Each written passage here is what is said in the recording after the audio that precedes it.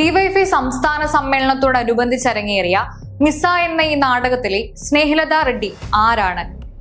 DYFI ആളെ കൂട്ടാൻ cabaret dance കളിക്കുന്നു എന്ന് പറഞ്ഞ് സദാചാര പ്രചാരണം നടത്തുന്നവർ ആരുടെ പിന്മുറക്കാരാണ്? ബ്രിട്ടീഷുകാർക്കെതിരെയും ഇന്ത്യൻ അധികാരവർഗത്തിനെതിരെയും ഒരുപോലെ പോരാടിയ ധീരയായ സ്ത്രീ. അന്ന് സ്നേഹലത റെഡ്ഡിയെ കൊടും ക്രൂരതകൾക്ക് വിധേയമാക്കി മരണത്തിലേക്ക് തള്ളിവിട്ട ഇന്ദിരാഗാന്ധിയുടെ അനുയായികളാണ് ഇന്ന് ഈ നാടകത്തിനെതിരെ ഒച്ചവെക്കുന്നത്. ഇന്ദിരയുടെ അനുയായികൾ എത്ര ഒച്ചവെച്ചാലും ഇല്ലാതാകുന്നതല്ല സ്നേഹലത റെഡ്ഡിയുടെ പോരാട്ട വീര്യത്തിന്റെ ചരിത്രം. വെള്ളിത്തിരയിൽ നൃത്ത ചുവടുകളോടെയും നാടകവേദികളിലെ വിപ്ലവ വീര്യത്തോടെയും ജീവിച്ച ഒരു കലാകാരിയുടെ കഥയാണിത്. ഒടുവിൽ ഒരു ജനാധിപത്യ രാജ്യത്തിന്റെ കറുത്ത അധ്യായത്തിൽ ജീവൻ ബലിയർപ്പിക്കേണ്ടി വന്ന സ്നേഹലത റെഡ്ഡിയുടെ കഥ.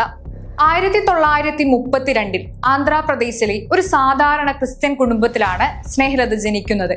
രാജ്യം മുഴുവൻ സ്വാതന്ത്ര്യ സമരത്തിന്റെ ചൂടറിഞ്ഞു വളർന്ന ആ പെൺകുട്ടിക്ക് ബ്രിട്ടീഷ് ആധിപത്യത്തോട് കടുത്ത അമർഷമായിരുന്നു.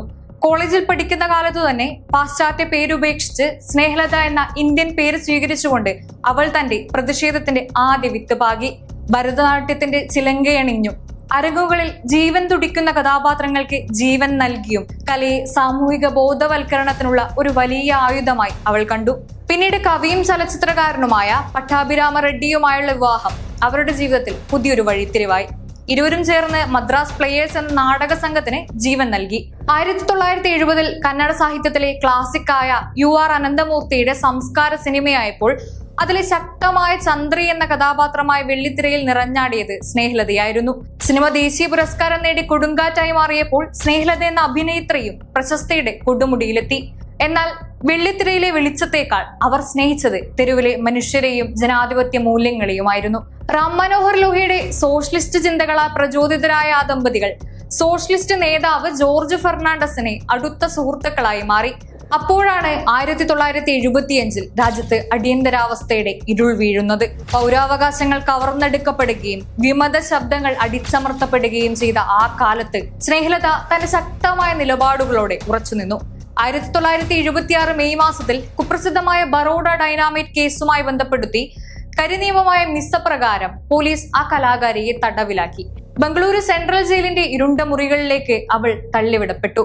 അവിടെ ക്രൂരതയുടെയും അവഹേളനത്തിന്റെയും ഏറ്റവും കറുത്ത മുഖമാണ് അവർ കണ്ടത്. മറ്റുള്ളവരുടെ മുന്നിൽ വെച്ച് തുണിയുരിഞ്ഞ് അപമാനിക്കപ്പെട്ടു. കുട്ടിക്കാലം മുതലുണ്ടായിരുന്ന ആസ്മ രോഗം ആ തണുത്ത തടവറയിൽ വഷളായിക്കൊണ്ടിരുന്നു. ശ്വാസമെടുക്കാൻ പോലും പ്രയാസപ്പെട്ടപ്പോഴും ആവശ്യമായ മരുന്നോ വൈദ്യസഹായമോ ഭരണകൂടം നൽകിയില്ല. എങ്കിലും ശരീരം തളരുമ്പോഴും ആ മനസ്സ് തളർന്നേയില്ല.